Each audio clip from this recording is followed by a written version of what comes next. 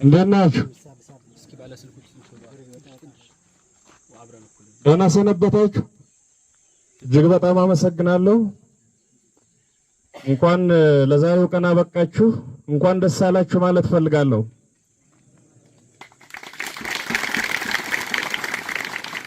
ከእናንተ ፊት በዚህ ቀን በዚህ ቅጽበት ስለቆም ከፍተኛ የሆነ ክብርና ኩራት ይሰማኛል።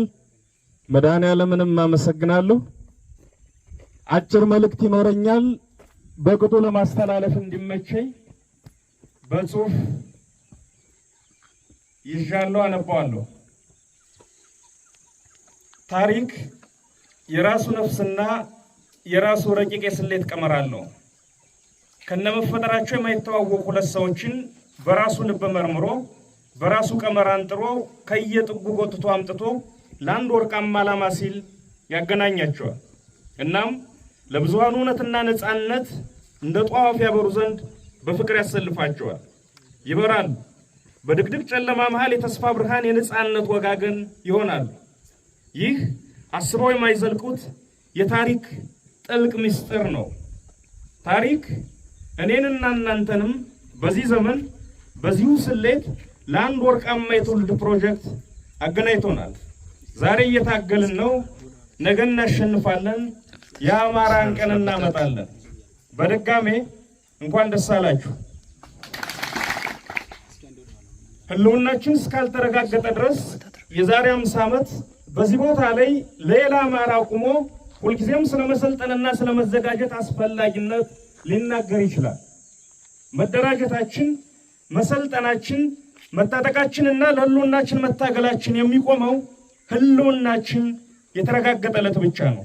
ይህ የዛሬ እናንተ ምርቃት የአማራ ህዝብ ትግልና የሀገሪቱ ጣፋንታ ተገፍቶ አንድ ጫፍ ላይ የቆመበት ምዕራፍ ላይ የሚደረግ ነው። ስራ የሚጠይቅ ነገር ግን የድል ታዛ ላይ የቆመ እጅግ አጓጊ ምዕራፍ ነው። ውድ ጓዶች፣ በዚህ አጋጣሚ አደራላችሁ የሚፈልገው ታላቅ ጉዳይ አለ። ዛሬ ለመመረቅ ላለፉት በርካታ ወራት ብዙ ወጣችኋል፣ ብዙ ወርዳችኋል፣ ብዙ ላብ አፍስሳችኋል፣ በአካልና በመንፈስ ጠንክራችኋል፣ የትግላችን ሀሁና ግብ ተገንዝባችኋል። በዚህ ሙሉ ቁመናችሁ መከላከያ የሚባል የአብይ አህመድ ታጣቂ ጋር ፊት ለፊት ትገጥማላችሁ። ትግል ግን ሌላም መልክ አለው። ከራስ ጋር የሚደረግ ትግልና አብሮ ሲኖር ከጓድ ጋር የሚደረግ ትግል እጅግ ከባድና ፈታኞቹ የትግል መልኮች እንደሆኑ ልትገነዘቡ ይገባል።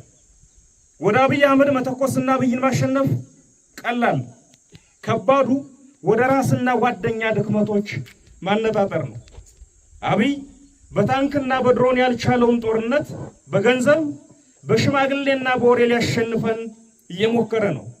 አንዳንዴ ከሺህ አብይ ታንከኛ አንድ ወሬኛ ትግላችን ላይ ጉዳት ሊያደርስ ይችላልና ጥንቃቄ ማድረግ ያስፈልጋል። እንግሊዞች ስራ ለፈቱ እጆች ሰይጣን ስራ ይፈጥርላቸዋል ይላሉ። ብዙ ጊዜ የወሬና ሐሜት ምንጩ መቦዘን ስለሆነ እያንዳንዱን ደቂቃ ለትግላችን በመድከምና በመስራት በማሰብ እናሳልፍ። ታጋይ ወንድሞች፣ ይህ በእናንተ ላብ በወንድሞቻችሁ ደምና በህዝባችን ሲቃ የተገዛ ትግል ነው። የአብዮቱ ዘበኞች እናንተ ናችሁ። ስለዚህ ከፋፋይ ለግልና ለቡድን ፍላጎት ብቻ የሚሰሩ መንፈሰ ደካሞች ቢገጥሟችሁ ናቋቸው፣ ታገሏቸው። ይህ ትግል የህልውና አደጋ ለገጠመው የአማራ ህዝብ የህልውና ጉዳይ ነው። የሚሳሱለት አይኖች ሌት ተቀን የሚጠብቁት እጆች ይፈልጋል። እናም አደራ ክፋትን፣ ምቀኝነትን፣ ቅናትንና ተንኮልን ተጸየፉ። ማንም የግለሰብም ይሁን የቡድን ጠላት አማራ ላይ ይነሳ መግጠምና መጣል እንችላለን። እኒህ የመንፈስ ደዌዎች ከተጠናወቱን ግን ከጠላት ቀድመው እኛኑ ይጥሉናል። ፖለቲካችን ችላ ያለው ያልተሄደበት መንገድ ቅንነት ነው። ዓለም ደጋግሞ የሚወድቀውም በዚህ ምክንያት ነው። በተንኮልና በክፋት በቦካ ፖለቲካ ዓለም የራሱን እጅ እየበላ ለጊዜው ይረካ ይሆናል እንጂ የትም አይደርስ። ይህ የመሳሪያም የቅንነትም አብዮት ነውና ክፋትንና ተንኮልን ራቁ። የወንድምን ስኬት ውደዱ፣ ለሌሎች መኖር ልመዱ፣ ራስ ወዳድ እንዳትሆኑ። ህዝባችን እያለቀ ራስ ወዳድ እንደመሆን ትልቅ ወንጀል የለም። ከፍ ባላችሁ ቁጥር የበለጠ ትሁት ሁኑ። ይህንን የምላችሁ የዓለም ፖለቲካ እንዴት እንደሚሰራና እንደሚሰራ የማላውቅ ቂል ሁኝ አይደለም። ይልቁንም በመደበኛ ፖለቲካ ውስጥ ያለው መደበኛ የቅጥፈት መንገድ ውጤቱ ውድቀት እንደሆነ የዓለም ተሞክሮ በተለይ ደግሞ የራሳችን ልምድ ስለሚነግረኝ እንጂ። ይህ ትግል የህዝብ ትግል ነው። ይህ ትግል ለአማራ ህዝብ የሚደረግ ትግል ነው። መነሻችንም መድረሻችንም ህዝባችን ነው። ምድራዊው እግዚአብሔራችን ህዝብ ነው። ይህን እግዚአብሔር አይኑን መጠንቆል ያስቀስፋል። በስህተት እንኳን ህዝብን የሚያስቀይም ነገር እንዳትሰሩ ክልክል ነው። ህዝብ እንኳን መብቱን ሰብል የለበሰ እርሻ መሬቱን ስትረግጥበት የቤት አጥሩን ስትደገፍበት አይወድም። ህዝብ ፈጣሪያችን ነውና እንቅስቃሴያችን ያያል፣ እስትንፋሳችን ይለካል። ስለዚህ ጥንቃቄ እናድርግ። የአማራ ህዝብ የራሱ የሆነ ንጹህ ተቋም እንዲኖረው ብዙ ቀደምቶች ብዙ ደክመዋል፣ ታስረዋል፣ አካላቸውን ቅስማቸውም ተሰብረዋል፣ ህይወታቸውንም ሰጥተዋል። በቀጠለ ጥረትና ብዙ ድካም በዚህ በእኛ ዘመን ተሳክቷል። የአማራ ህዝብ የአማራ ፋኖ ብሔራዊ ንቅናቄን ፈጥሯል። ይህ ተቋም መድህናችን ሆኖ ወደ ምንፈልገው ግብ ያደርሰን ዘንድ በየዘርፉ የተሳሉ ፖሊሲዎች አሉት። የተቋማችን የመጀመሪያውና ቋሚ ፖሊሲያችን ራስን መቻል፣ ሁሉን አቀፍ ራስ በቅነት በየቀኑ ማሳደግ ያስፈልጋል። ለዚህ ደግሞ ድርጅታዊ ውስጣዊ አንድነታችን እናጠናክራለን። ራሱን ያልቻለ አንገት የሚያቅፈው የለውምና። ስለዚህ የዞች ውስጣዊ አንድነት የድርጅታችን አፋብን ጠንካራ ውስጣዊ አንድነት እጅግ አስፈላጊ ነው። የህዝባችን አንድነት የመተንፈስ ያክል ፍጹም አስፈላጊ ነው። የተበተነ ህዝብ ነጥሎ የሚበላውን ጠላት ከያቅጣጫው ይጋብዛልና። ሁለተኛውና ተያያዥ ፖሊሲያችን ከራስ መቻል ላይ የመነጨ ከሌሎች ጋር የሚደረግ የተመረጠ በጎ ትብብር ነው። የተሰላና የተጠና ትብብር ሁል ጊዜ አስፈላጊ ነው። ጥቅምህን በሚስጥር ኪስ ይዘህ የሌላን ወገን ጥቅም ሳትነካ የራስህንም ሳታስነካ መተባበር ሁሌም ልክ ነው። ስለዚህ በአጭርም በረጅምም እንተባበራለን። የቀጠናው ኃይሎችም ጋር ቀጠናዊ በሆኑ ጉዳዮች ላይ ከጥቅማችን አኳያ እናብራለን። ፋኖ ልብ አላለውም የግዙፉና የውስብስቡ የምስራቅ አፍሪካ መልክዓ ፖለቲካ አካል ሆኗል። ወይን ዋይቶ ይወጣል፣ ያለበለዚያ ግብግቡ በሚያስነሳው ማዕበል ውስጥ ይሰጥማል። ግዙፉን ቁመናችን በስሌትና በጥበብ ታግዞ የምላጭ ጠርዝ ላይ የመቆም ያክል ተጠንቅቆ ሌሎችን ሳይደፍቅ አሸናፊ ይሆናል። ከዚያ አኳያ በተለይ ከቅርብ ጊዜ ወዲህ የሚስተዋለው ግርግር አማራውን ብቻውን ለማቆም የሚደረግ ሩጫ ነው። በእርግጥ ማንም ኃይል መተማመኛው የራሱ አቅም ነው። የማይሸሽ የማይለወጥና የማይነቅስ የራስ አስተማማኝ አቅም ነው። ይህም ሆኖ አማራ ባለም ፊት ቆሞ ብቻውን ገለባብጦ ተራራውን ሜዳውን ተራራ እንዳላደረገ ሁሉ የአማራ ትግል ተነጥሎ የቆመለት ይከስማል የተባለ ይመስል ይህ ሁሉ ግርግር ፋኖን ብቻውን ለማቆም ነው። ከ3 ዓመታት በፊት ሁሉም የጨዋታው ተሰላፊ የየራሱን ስሌት ይዞ በፕሪቶሪያ መድረክ ቢጫወትም በስምምነቱ ውስጥ የነበሩ የብዙዎች ተሰላፊዎች ድብቅ የጋራ ግብ ግን መቀጣጠል ጀምሮ የነበረውን የአማራን አብዮት እሳት በጋራ የማጥፋት እቅድ ነበር ብዬ አምናለሁ። በዚህ አደገኛውን ሰደድ የማጥፋት ተልዕኮ ውስጥ ህወሓትና ብልጽግና በደስታ አብረው እንደሚሰለፉ የፕሪቶሪያ ስምምነት ሽማግሌዎችም እርግጠኞች ነበሩ ማለት ይቻላል። ምናልባት የትግራይ ኃይሎች ታሪካዊ ውሳኔ ወስነው ራሳቸውን ግሉል አድርገው ማቆማቸው እስኪታወቅ ድረስ በቀላሉ አማራን ጨፍልቀው ወደ ኤርትራ መሻገርና የየራሳቸውን ግብ ማሳካት እንደሚችሉ እርግጠኞች ነበሩ።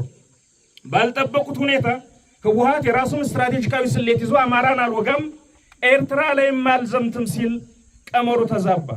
የአማራ ሁሉና ትግልን በመካከል በፍጥነት ሌላ ደረጃ ላይ ደረሰ። ከመጀመሪያው ቀን ጀምሮ በአንድ እጁ እየተዋጋ በሌላኛው እጁ የራሱን ትግሉን የሚመራ ተቋም ፈጠረ። ይህ ሲሆን የጨዋታው መልክ ሙሉ በሙሉ ተቀየረ ማለት ነው።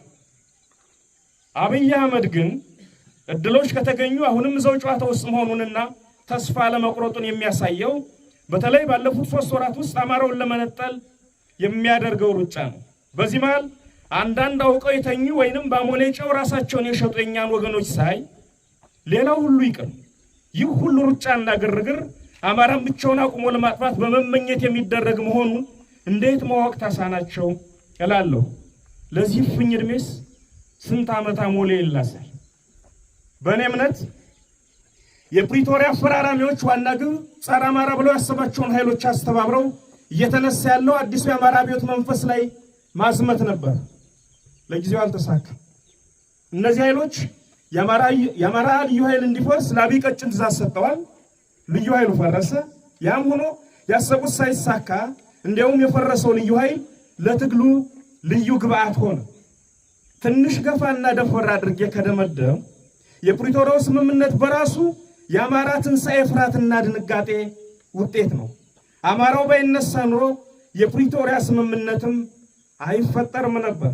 ለዚህ ነው አንዳንድ ወገኖች የአማራ የህልውና ትግል የዘመናት ፍጅትና መጎሳቆል ውጤት መሆኑን ረስተው በፕሪቶሪያው ስምምነት ምክንያት የተፈጠረ ኩርፊያ የወለደው ሊያስመስሉ ሲሞክሩ ሲታይ አስቂኝና አስተዛዛቢ የሚሆነው ፕሪቶሪያ የአማራን ትግል አልወለደም። የአማራ መነሳት ፕሪቶሪያን ወለደ እንጂ። ቆላም ነፈሰ ደጋ ጨዋታውን በደም ተጫውተነዋል። ስርዓቱንም እንደተረገመበት ሰይጣን አፍዝዘን አስቀምጠነዋል። እጣ ፋንታውንም በምንወስደው ቀጣይ ሙሉ ለሙሉ ገፍቶ ይመጣል እርምጃ ላይ እንዲወሰን አድርገነዋል።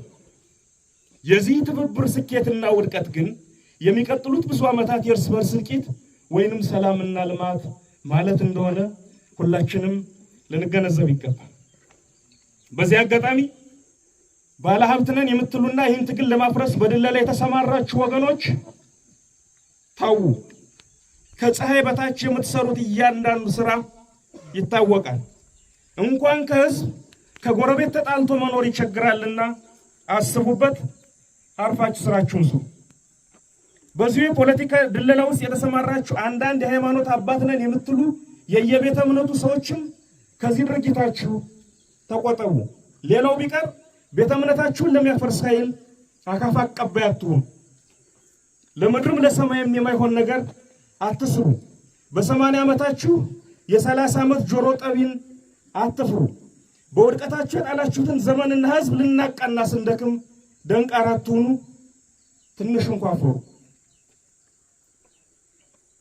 ለውዱ የአማራ ህዝብ ያለምን መከራ ተሸክመሃል። እንድታልቅ ፍጅት ታውጆብሃል። ከዘመናት ሞት ቀመስ እንቅልፍ በኋላ ተነስተሃል። ጠላትህ አቁሰል የምትተዋወሪ አይደለምና ሳትቀብረው እንዳትቀመጥ። ጠላት አንድነት ግን በወንዝ ለመክፈል በጎጥ ለመተልተል እየሰራ በመሆኑ በደም የገነባውን ቤት የሙጥኝ ይባል። እንደ ወትሮ ሁሉ በተለይ ደግሞ ከቅርብ ጊዜ ወዲህ አብይ የሃይማኖት ግጭት ለመፍጠር እየሰራ በመሆኑ መዋደድህ የበለጠ መጠንከር ይኖርበታል። በየቀኑ የሚከፈለውን ዋጋ ባውቅም በነፃ አይወጣምና አይዞህ በርታ። ለመላው ኢትዮጵያ ሕዝብ ይህ ብድ ሰውዬና ቡድኑ በስልጣን ላይ እስካሉ ድረስ የማይጎሳቆል የማይራብ የማይታረዝና ህልውናው አደጋ ውስጥ የማይገባ ኢትዮጵያዊ የለም አይኖርም። በኢትዮጵያ ምድር ላይ ቆሞ መራመድ እስከቻለ ድረስ መሬቱንም ህዝቡንም በግራም ሳይቀር እየለካ ከመሸጥና ከማጥፋት አይመለስም። ስለዚህ ሁሉም ኢትዮጵያዊ በያለበት ይነሳ። ለዓለም አቀፉ ማህበረሰብ በሙሉ ዛሬ ከአብይ ጎን ቆሞ የሚገኝ ብሔራዊ ጥቅም ነገ ከቀጠናው የሚሆነች ትልቅ ብሔራዊ ኪሳራን ያመጣባችኋልና ከእውነት ከፍትህና ከነጻነት ኃይሎች ጎን ቆሙ። በተለይ አንዳንድ ሀገራት አብይ አህመድን መደገፍ አቁሙ። አብይ አማራን ሲፈጅ የትግራይን፣ የኦሮሞን፣ የጋምቤላን፣ የሲዳማን፣ የጉምዝን፣ የቤንሻንጉልን፣ የአፋርን፣ የሶማሌን፣ የጉራጌን በአጠቃላይ የሀገሪቱ ህዝብ ላይ እሳት ለኩሶ እያቃጠለ ቁሞ መመልከት ነገ ዓለም ቢጮህ የማይፈታው ቀጠናዊና ዓለም አቀፋዊ ምስቅልቅል ይፈጥራልና አስቡበት። ፍትህና ነጻነት ደንበር የላቸውም። እንደ ፀሐይ ለሁሉም መሆን ለሁሉም መድረስ አለባቸው። ለሚሊሻ መደበኛና አድማ ብተና ፖሊስ አባላት በራሳችሁ ጸብ ውስጥ የጠላት ዱላም ገላጋይ መሆን ታሪክ የማይረሳው ክህደት ነው። ወደ ወገኖቻችሁ ኑ። ያለበለዛ ዕጣ ፈንታችሁ አንደኛው ተራራ ስር ወይ አንዱ ጎዳና ላይ ደመከልብ መሆን ነው። አሁንም ቢረፍድም አልመሸምና ወደ ወገኖቻችሁ ኑ። በእኛ በኩል እንደ ወንድምና እንደ አባት እንቀበላችኋለን። ድል ለአማራ ሕዝብ፣ ክፋት ለማንም፣ በጎነት ለሁሉም። አዲስ ትውልድ፣ አዲስ አስተሳሰብ፣ አዲስ ተስፋ። ህልውናችን በተባበረ ክንዳችን። እጅግ በጣም አመሰግናለሁ። በድጋሜ እንኳን ለዚህ ቀን አበቃችሁ፣ እንኳን አደረሳችሁ።